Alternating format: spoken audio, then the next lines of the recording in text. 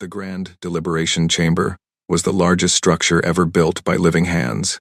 It floated in the darkness of space, a massive ring of metal and glass that could hold millions.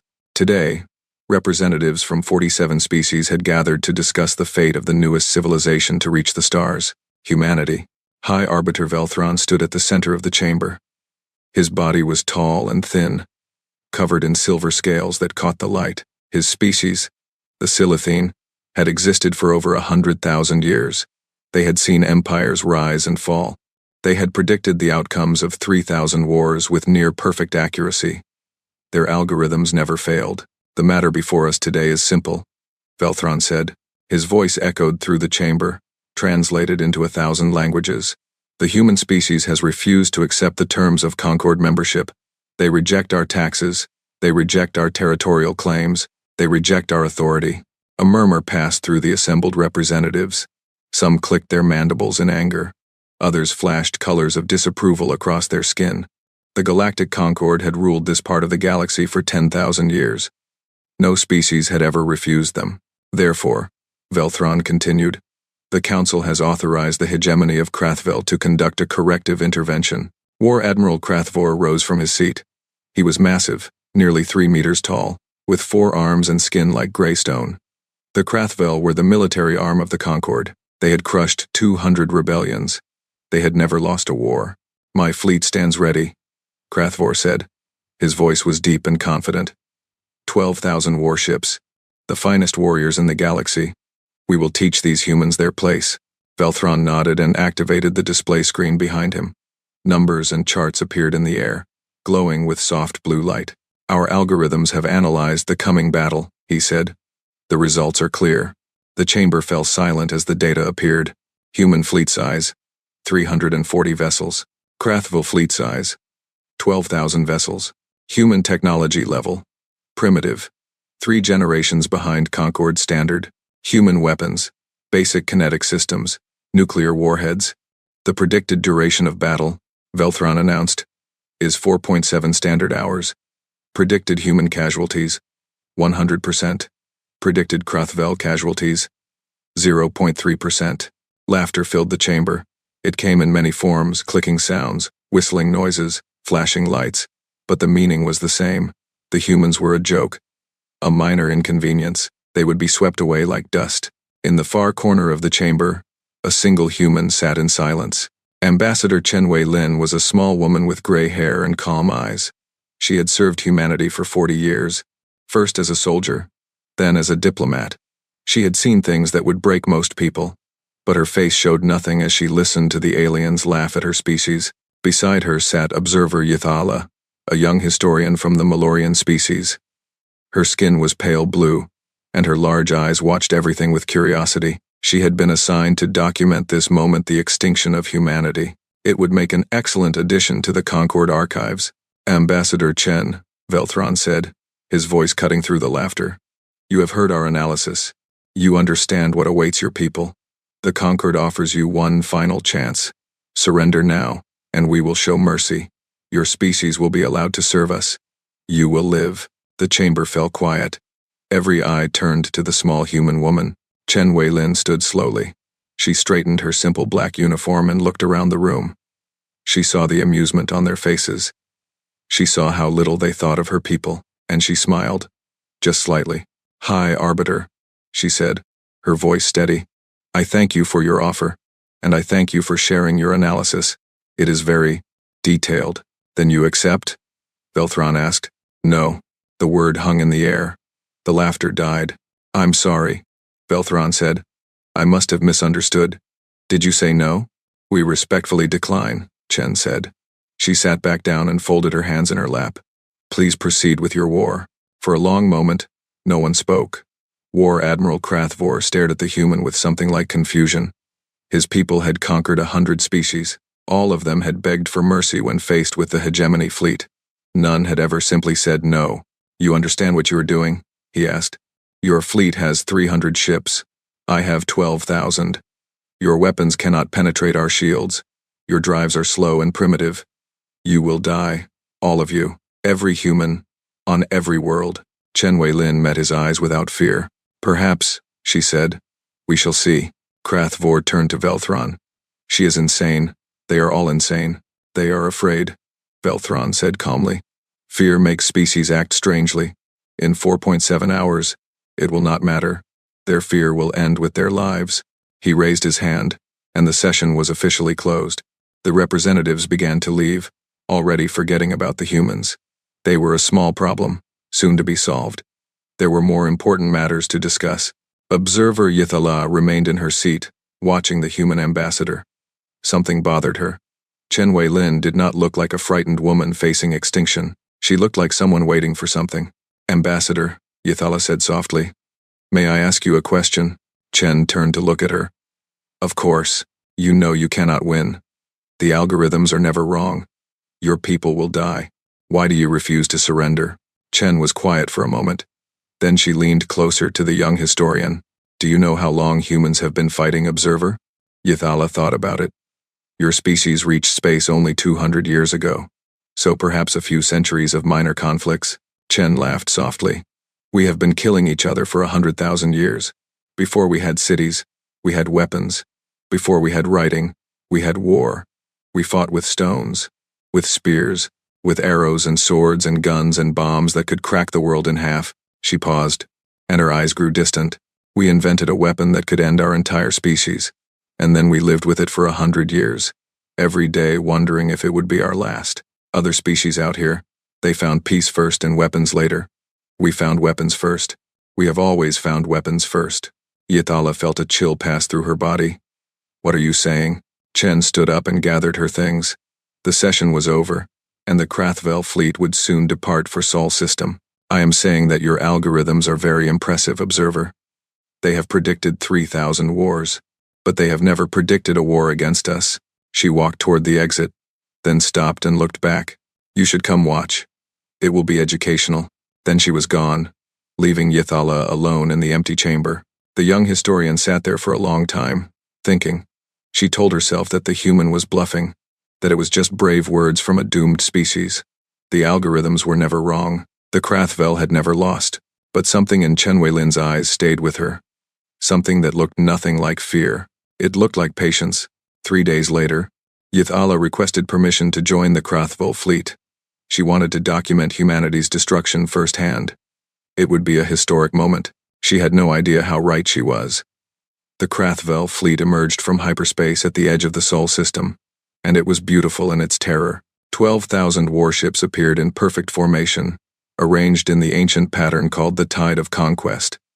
This formation had been used for 10,000 years. It had crushed every enemy the Concord had ever faced.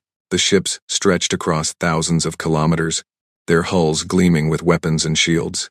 War Admiral Krathvor stood on the bridge of the Tide's edge, the largest battleship ever constructed. Around him, hundreds of officers worked at their stations. Every one of them was confident. Every one of them expected an easy victory. Begin the approach, Krathvor ordered. Standard battle speed. We will reach the human fleet in 6 hours. The fleet began to move forward, deeper into the Sol System. In the distance, a small yellow star burned. Earth, the human homeworld, was a tiny blue dot that could barely be seen. Krathvor looked at it with contempt. Such a small world. Such a weak species. He almost felt sorry for them. Open communications, he said. Broadcast the standard surrender demand. His communications officer activated the system. Krathvor's voice boomed out across the void, translated into the human language. Humans of Sol System. This is War Admiral Krathvor of the Galactic Concord. You are guilty of defying Concord authority. Your fleet will be destroyed. Your worlds will be occupied. Your people will serve us. If you surrender now, your lives will be spared. You have 1 hour to respond. The message ended. The bridge fell silent, waiting. 1 hour passed, then 2. The humans did not respond. Cowards, one of the officers muttered. They are too afraid to even speak. Krathvor nodded. He had seen this before. Some species simply froze when faced with overwhelming force. They could not process their own coming death. The humans were probably panicking, running around their little ships, crying for mercy that would never come. Continue the approach, he ordered. Weapons ready. We will begin the attack the moment we are in range.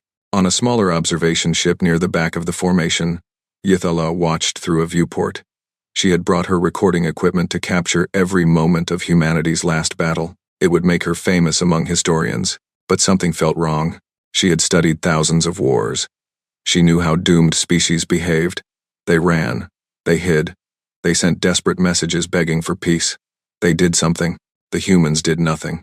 Their fleet, all 340 ships, sat in perfect formation near the fourth planet, the one humans called Mars. They did not move. They did not retreat. They did not even power up their weapons. They just waited. Strange, Yithala murmured to herself. Very strange. She turned to the Krathvel captain assigned to her ship. Captain, may I access your sensor data? I want to study the human ships. The captain made a sound of amusement. Of course, observer. Study them while you can. They won't exist much longer. Yithala connected to the ship's sensors and examined the human fleet. The ships were small and boxy, nothing like the elegant curves of Concorde vessels. They looked like cargo haulers, not warships. Their weapons were primitive kinetic cannons and nuclear missile launchers. Their shields were basic, barely enough to stop debris, and yet they sat there, perfectly still, as if they had no fear at all. 4 hours into the approach, a junior sensor officer on the tide's edge made a sound of confusion. War Admiral, she said. I'm detecting an anomaly. Krathvor turned. What kind of anomaly? I'm not certain, sir. The human fleet still reads as 340 vessels. But I'm detecting additional signatures throughout the system. Thousands of them. A cold feeling began to grow in Krathvor's stomach. What kind of signatures? They're small, sir. Very small. They were completely dark until now. No heat, no power, no signals. We flew right past most of them. They're scattered throughout the system, in the asteroid belt, around the gas giants, mixed in with natural debris. She paused, her voice growing uncertain. Sir, I don't think they're ships. Krathvor pushed her aside and looked at the sensor display himself. His eyes went wide. Thousands of tiny objects filled the screen. They had been invisible before, drifting cold and silent through space. But now they were waking up. Power signatures flickered on across the system. Weapons charged in the darkness. They were everywhere. In the asteroid belt, massive railgun platforms came online, their barrels pointed at the Krathvel fleet.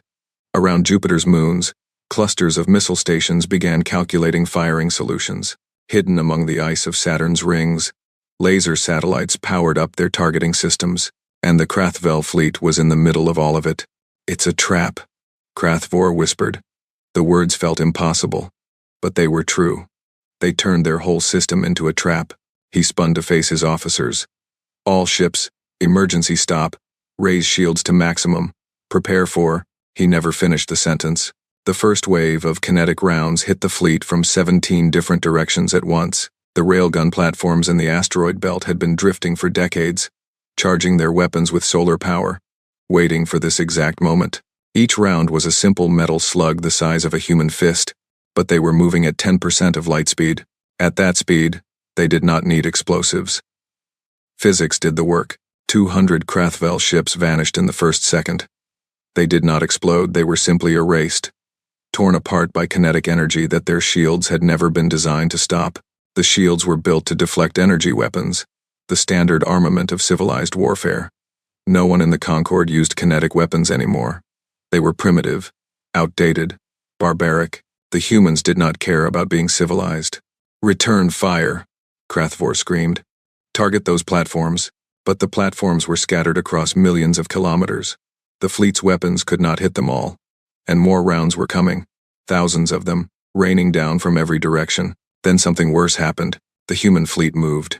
All 340 ships performed a maneuver that the Krathvel had never seen before. They did not fly toward the enemy. They did not retreat. Instead, they simply vanished and reappeared inside the Krathvel formation. They had jumped. Not across star systems, as normal hyperspace travel worked, but across just a few thousand kilometers. Short-range tactical jumps. Impossible. No species had ever weaponized fold drives like this. Suddenly, human warships were everywhere. Mixed in with the Krathvel fleet like wolves among sheep, they opened fire at point-blank range, their primitive kinetic cannons tearing through hulls that had never been designed for close combat. Yithala watched from her observation ship as the Krathvel formation fell apart. The neat, beautiful pattern of the tide of conquest became a chaos of explosions and debris. Ships crashed into each other, trying to maneuver. Friendly fire tore through vessels whose commanders could not tell enemy from ally. The humans moved through the chaos like ghosts, jumping in, firing, jumping out before the Krathvel could respond. They never stayed in one place long enough to be targeted. They never fought fair. On the bridge of the tide's edge, Krathvor watched his fleet die around him. His hands trembled. His mind could not accept what was happening. "This is impossible," he said. "The algorithms predicted. The algorithms were wrong," his first officer said quietly. Outside, another 1,000 ships exploded in nuclear fire. The battle was only 3 minutes old. Fleet Admiral Joaquin Torres stood in the command center of the UNSC Thermopylae, watching the battle unfold on screens around him. His face was calm. His hands were steady. He had spent 40 years preparing for this moment. Around him, officers from 12 nations worked at their stations. Americans, Chinese, Russians, Indians, Brazilians, Germans, old enemies who had learned to work together when they discovered they were not alone in the universe. The petty conflicts of Earth seemed very small when you realized that something out there wanted to enslave your entire species. Phase 1 complete, his tactical officer reported. 2,000 enemy ships destroyed. Kinetic platforms are recharging. Enemy formation status? Broken, sir. They're trying to regroup, but our fast attack squadrons are preventing it. Torres nodded. Everything was going according to plan. The plan that humanity had spent 4 decades building. The plan that no alien algorithm had ever predicted. He remembered the day it all started. First contact, 60 years ago. The Conquered had sent a delegation to Earth, offering humanity a choice: join as a servant race, or be destroyed. The politicians had wanted to negotiate, the military had wanted to fight. In the end, they had done neither. Instead, they had listened, they had learned, and they had prepared. "We can't outgun them," the first human strategist had said. "We can't outrun them. Their technology is generations ahead of ours. In a fair fight, we lose, every single time." So they had decided to never fight fair. The doctrine was simple. If the enemy expected a fleet battle, don't give them a fleet battle. If the enemy expected you to fight in space, turn space itself into a weapon. If the enemy expected you to be civilized, remind them what civilization was built on: blood, fire, and the willingness to do whatever it took to survive. Torres watched as another wave of human ships jumped into the enemy formation, fired their weapons, and jumped out before the Krathvel could respond. The aliens were panicking now. Their communications were filled with confused orders and screaming voices. Their perfect formation had become a killing field.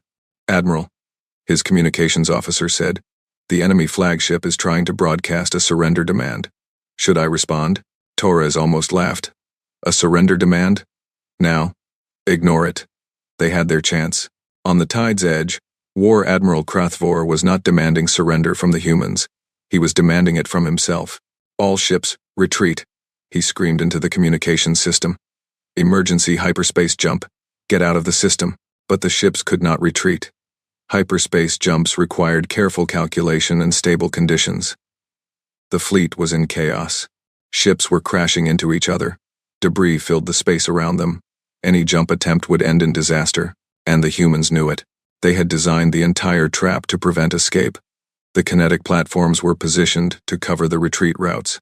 The fast attack ships were herding the survivors into tighter and tighter clusters. Every Krathvel captain who tried to run was cut down before they could build up enough speed.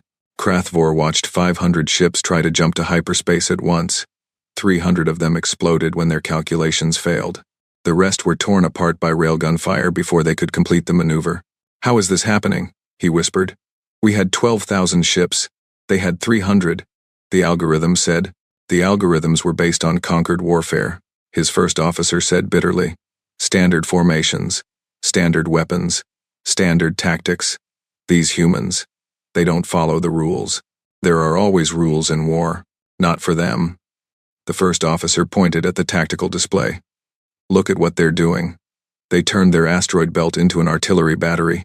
They put nuclear weapons on automated platforms and scattered them through their entire system. They modified their primitive jump drives to do something we never imagined possible. They spent decades preparing for a war that might never come." He shook his head in something like admiration. "They're not fighting us, Admiral. They're executing us.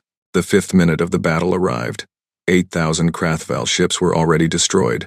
The survivors were trying to form a defensive sphere around the flagship, but the humans would not let them. A new wave of weapons activated. These were different from the railguns and missiles. They were called Kasaba howitzers, and they were the most terrifying thing humanity had ever created. The concept was simple. Take a nuclear warhead, say, 50 megatons. Shape the explosion with careful engineering. Focus all that energy into a single direction. The result was a lance of plasma moving at 3% of the speed of light. Nothing in the galaxy could stop it. The Krathval shields were designed to absorb energy weapons. They could handle lasers. They could handle particle beams. They could even handle small nuclear explosions. They could not handle a focused nuclear lance that delivered all its energy in a single point. The first Kasaba howitzer hit a Krathval battleship and went through it like a needle through paper. The ship did not explode, it simply ceased to exist, vaporized by temperatures hotter than the surface of a star. Then another hit, and another, and another. Krathvor watched his battleships die around him, ships that had taken decades to build, ships that had conquered 100 worlds. They were nothing against these weapons. Target the source, he screamed. Destroy those platforms. We can't, Admiral. They're scattered across millions of kilometers, and our weapons can't lock on. The humans are using some kind of jamming technology. Of course they were. The humans had thought of everything. They had planned for every possibility. They had known exactly what the Concorde would send, and exactly how to destroy it. This was not a battle. This was a slaughter. Torres watched the enemy flagship on his screen. The Tide's Edge was a magnificent ship, nearly 10 kilometers long. It had survived 100 battles. It was the pride of the Krathval hegemony. It was surrounded by 50 human destroyers that had just jumped into point-blank range. All ships, focus fire, Torres ordered. Take down that flagship. The destroyers opened fire simultaneously. Kinetic rounds, nuclear missiles, and laser fire converged on the Tide's Edge from every direction. The great ship's shields flickered under the assault. They held for 3 seconds. Then 4. Then they failed. Krathvor felt the ship shudder around him. He saw the hull breach warnings flash across every screen. He saw his crew dying at their stations as the atmosphere vented into space. He thought about his people, about the hegemony, about 10,000 years of victories, all of it ending here, against a species that had barely learned to leave their own planet. How? He whispered. It was his last word. The Kasaba howitzer hit the Tide's Edge from below, burning through deck after deck, turning metal and flesh into plasma. War Admiral Krathvor, conqueror of worlds, died in less than a second. He never felt a thing. Torres watched the flagship explode on his screen. He checked the time. 6 minutes and 30 seconds since the battle began. Enemy fleet status? He asked. Approximately 1,000 ships remaining, sir. They're signaling surrender. Torres was quiet for a moment. He thought about everything humanity had sacrificed to reach this moment. The decades of secrecy. The trillions spent on weapons that might never be used. The millions of people who had worked their entire lives on this project. Accept their surrender, he said finally. Cease fire on all ships that lower their weapons. But if anyone tries to run or fight back, destroy them.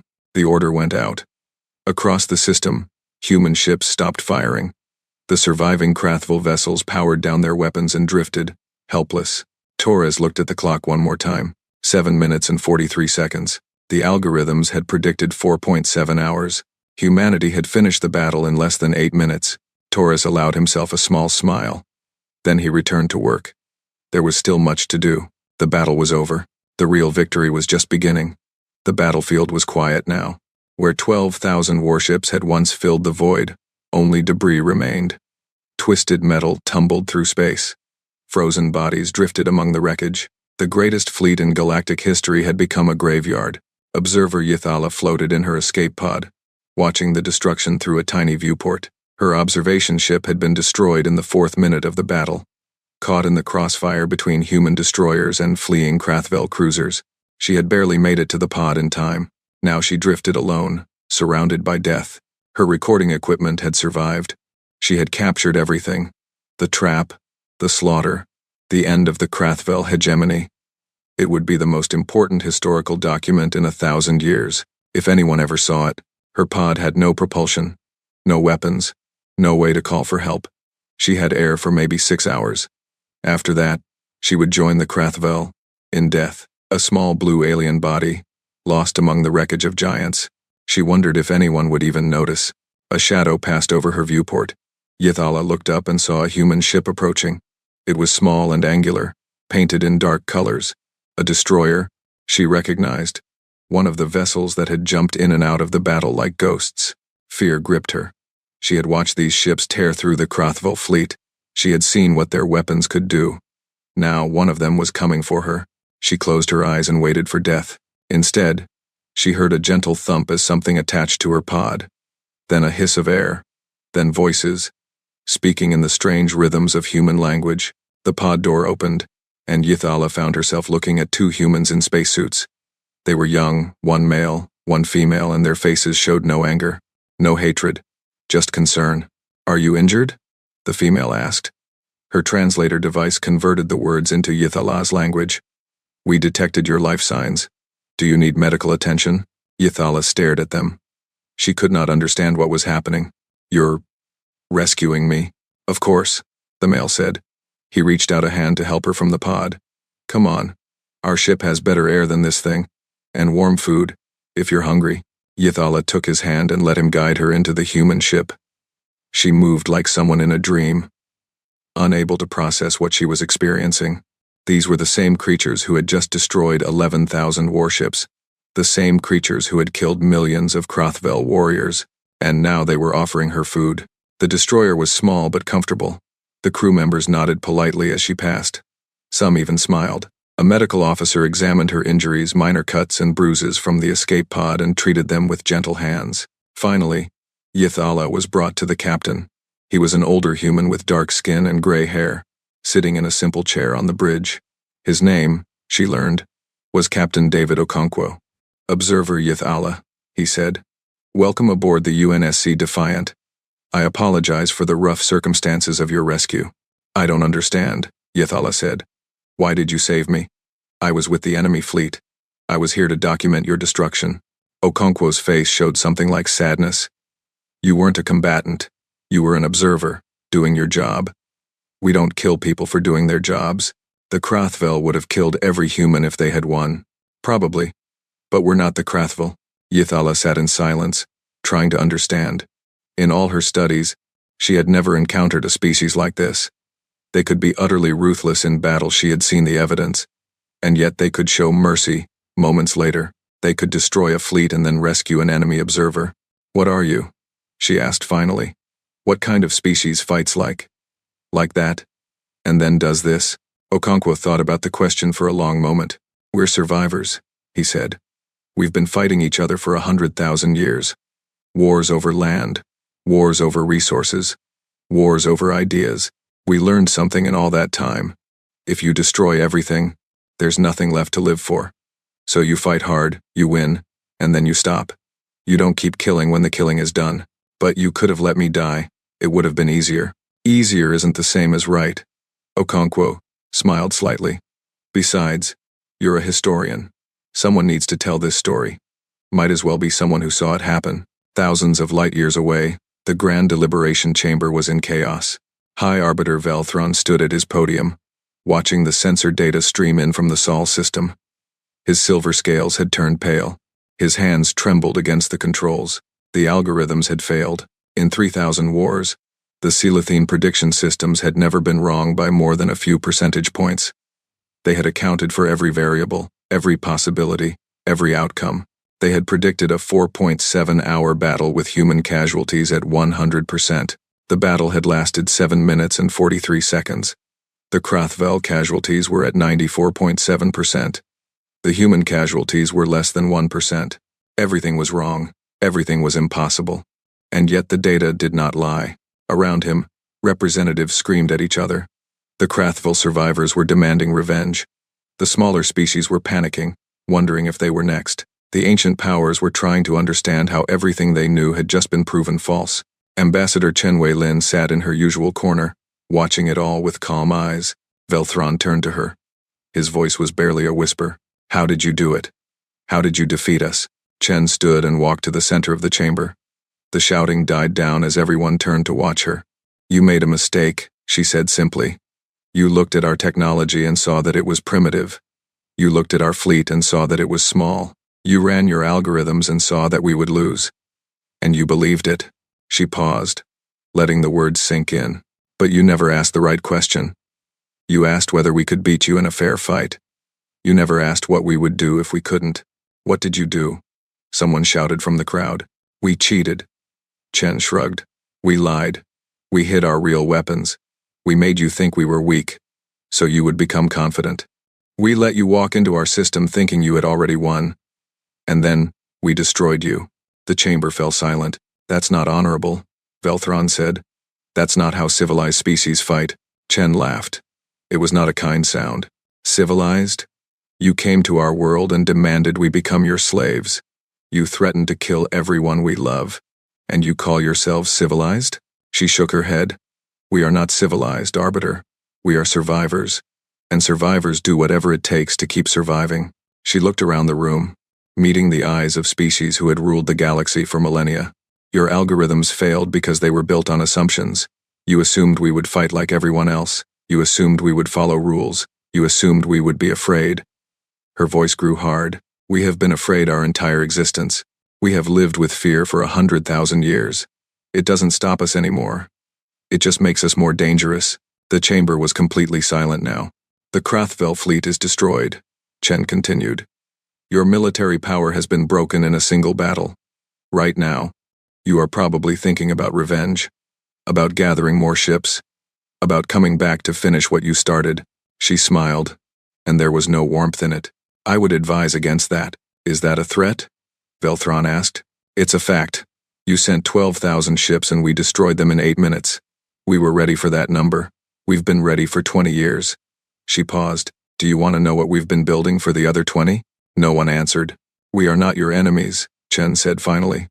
We don't want war. We just want to be left alone.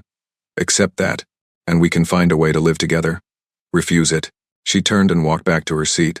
Refuse it, and the next battle won't take 8 minutes. It will be over before it begins. Yithala watched from the observation deck of the human destroyer as they approached Earth. The blue planet hung in the darkness, beautiful and small. Hard to believe that something so fragile-looking had just defeated the greatest military power in the galaxy. She had spent hours talking with the human crew, learning about their history, their wars, their struggles. She was beginning to understand something important. The other species of the galaxy had evolved in relative peace. They had developed technology, built civilizations, and reached the stars without the constant pressure of survival. War, for them, was an occasional inconvenience. For humans, war was a way of life. They had been fighting since before they could write. Every advance in their history, fire, metal, gunpowder, nuclear power, had first been used to kill each other. They had nearly destroyed themselves a dozen times. But somehow, they had survived. And now, all that accumulated knowledge, all that terrible experience, had been turned outward. The galaxy had no idea what it had awakened. What happens now? Yithala asked Captain Okonkwo. Now? Now we see if the Concord is smart enough to leave us alone. If they are, everything will be fine. We'll trade. We'll share technology. We'll be good neighbors. And if they're not, Okonkwo's face grew serious. Then we'll teach them the same lesson we taught the Krathvel. The same lesson we've been teaching each other for 100,000 years. He looked out at the stars. We don't start fights, but we always finish them. Yithala nodded slowly. She understood now. She understood everything. She pulled out her recording device and began to compose her report. The galaxy needed to know what had happened here, what humanity really was, and what they were capable of becoming. 3 days had passed since the Battle of Sol, and the Galactic Concord was falling apart. The Grand Deliberation Chamber was filled to capacity. Representatives from all 47 member species had come, not for a normal session, but to decide the future of everything they had built. The air was thick with fear and confusion and anger. High Arbiter Velthron called the assembly to order. His silver scales had lost their shine. He had not slept since receiving the battle reports. His algorithms, his life's work, had failed him completely. He did not know if he could trust anything anymore. We are gathered to discuss the human situation, he said, his voice tired. The Krathvel hegemony has suffered a catastrophic defeat. 94% of their fleet has been destroyed. War Admiral Krathvor is dead. The military backbone of the Concord has been broken. The chamber erupted in angry voices. Representatives shouted over each other, demanding explanations, demanding action, demanding revenge. We must send another fleet. A Krathvel general screamed. Gather every ship in the Concord. Destroy these humans once and for all. With what? Another voice called back. They destroyed 12,000 ships in 8 minutes. How many would they destroy if we sent more? We have hundreds of thousands of ships across the Concord, and they have had 40 years to prepare. Who knows what else they are hiding? The shouting grew louder. Velthron raised his hand for silence, but no one listened. Then a new voice cut through the chaos. May I speak? The chamber fell quiet. Everyone turned to see Observer Yathala, standing at the witness podium. She looked small and fragile, but her voice was steady. I was there, she said. I watched the battle. I was rescued by the humans afterward. I have spent 3 days learning about them. I believe I can help you understand what happened. Velthron nodded slowly. Speak, Observer. Tell us what you learned. Yathala took a deep breath and began. The algorithms failed because they were based on a false assumption. You assumed the humans would fight like every other species in the galaxy. You measured their ships, their weapons, their technology, and you calculated their strength, but you measured the wrong things. She activated a display showing human history. Images of ancient battles, medieval wars, and modern conflicts filled the air. Humans have been at war for their entire existence, not for thousands of years, like us. For 100,000 years, they were fighting before they had metal, before they had writing, before they had cities. War is not something they learned, it is something they are. The chamber watched in silence as images of human weapons appeared. Spears, swords, guns, tanks, nuclear bombs. They developed the ability to destroy their own planet. And then they lived with that ability for over a century, every single day, knowing it could be their last. Can any of you imagine that? Living your entire life with a weapon pointed at your own head, held by your neighbors? No one answered. That experience changed them. It made them understand something that we never had to learn. When you fight for survival, there are no rules. There is no honor. There is only winning and dying. She paused and looked around the room. They did not build a fleet to fight us. They knew they could not win a fleet battle, so they turned their entire star system into a weapon instead. They hid thousands of kill platforms throughout their space. They modified their primitive technology in ways we never imagined. They waited for 40 years, preparing for an enemy that might never come. Yithala's voice grew soft, and when we finally arrived, they did not hesitate. They did not negotiate. They did not show mercy. They simply destroyed us, as efficiently and completely as they knew how. The Krathvel general stood up angrily. They are barbarians, animals. You should do nothing. Yathala interrupted. Because I have not told you the most important part yet. She reached into her pocket and pulled out a small device. She pressed a button, and a new image appeared above the chamber. It showed her, lying injured in a medical bed on the human destroyer. Human doctors surrounded her, treating her wounds, bringing her food and water. After they destroyed 11,000 of our ships, they found my escape pod drifting in the debris. They could have ignored me. They could have let me die. No one would have known. She looked at the Krathvel general. What would your fleet have done? The general said nothing. They rescued me. They healed my injuries. They fed me and kept me warm. They treated me with kindness. Yathala's eyes were wet now. Do you understand what that means? They can be the most ruthless killers in the galaxy when they need to be. And they can be the most compassionate beings you will ever meet when they choose to be. She turned off the display. That is what makes them dangerous. Not their weapons, not their tactics. The fact that they can switch between destruction and mercy in a heartbeat. The fact that they have complete control over both. The chamber was completely silent. Ambassador Chen Wei-Lin rose from her seat and walked to the center of the room. She stood next to Yathala and faced the assembled representatives. Observer Yathala speaks the truth, Chen said. We are capable of terrible things. We know this about ourselves. We have spent our entire history learning exactly how much damage we can cause. She looked around the room, meeting every pair of eyes. But we did not come to the stars to make war. We came because we wanted to explore, to learn, to meet new species and share what we have discovered. We wanted to be part of something larger than ourselves. Her voice hardened. You took that away from us. You came to our home and demanded we become your slaves. You gave us no choice. So we did what we have always done when our survival was threatened. We fought back. She paused. Now, you have a new choice. You can accept that we are equals. You can respect our borders and our independence.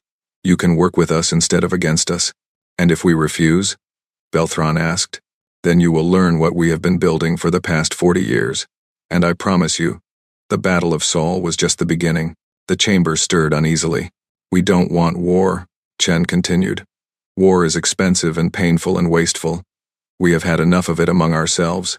But we will fight if we must. We will fight until there is nothing left. Because that is what survivors do. She pulled out a small device and activated it. A document appeared in the air above the chamber. These are our terms. Full recognition of human sovereignty. Withdrawal of all Concord claims on our system. Renegotiation of all treaties as equals. She paused. And one more thing. Any species currently under Concord protection that wishes to leave must be allowed to do so freely. The chamber exploded in angry protests. The Concord had held power over smaller species for millennia. Giving them freedom would destroy the entire structure of galactic society. That is unacceptable. The Krathvel general shouted. We will never. You will, Chen said calmly. Because the alternative is worse. Much worse. Belthron raised his hand for silence. The protests slowly died down. Ambassador Chen, he said carefully, if we agree to your terms, what then? Will you attack us? Will you seek revenge for the invasion? Chen shook her head. No, we have no interest in conquest. We just want to live in peace. Accept our terms, and we will be good neighbors. We will trade. We will share knowledge. We will help you when you need it. She smiled, and this time there was warmth in it. We can be the best friends you will ever have, or we can be the worst enemies you can imagine. The choice is yours. The vote took 3 hours. Species argued and debated and threatened. Some wanted war. Some wanted peace. Some simply wanted to know how the universe had changed so quickly. In the end, the result was unanimous. All 47 species voted to accept humanity's terms. The Galactic Concord would never be the same. 6 months later, Yathala published her historical account of the Battle of Seoul. It became the most read document in Concord history. Billions of beings across thousands of worlds downloaded it, wanting to understand what had happened. The final paragraph was quoted more than any other. The Concord had conquered 1,000 species by teaching them to fear us. We believed that fear was power. We believed that strength came from making others weak. The humans taught us something different. They showed us that true strength comes from within, from the willingness to do whatever it takes to protect what you love, from the ability to be both terrible and kind, and to know when to be each. We thought we were the masters of the galaxy. We thought we understood war. We were wrong. The humans did not seek to destroy us. They did not seek revenge or conquest. They simply made us understand that destroying them was never an option, and perhaps that is the most human thing of all. They defeated the greatest military power in galactic history, and then they offered us peace. They showed us mercy we did not deserve. I do not know what the future holds for our galaxy, but I know this. With humanity among us, nothing will ever be the same, and that might be exactly what we needed. On Earth, Fleet Admiral Joaquin Torres read the document and smiled. They had won. Not just the battle, but something more important. They had shown the galaxy what humanity was capable of, and then they had shown what humanity chose to be. It was, he thought, a good day for the species. Outside his window, the stars burned bright with possibility. Humanity had arrived, and the universe would never forget it.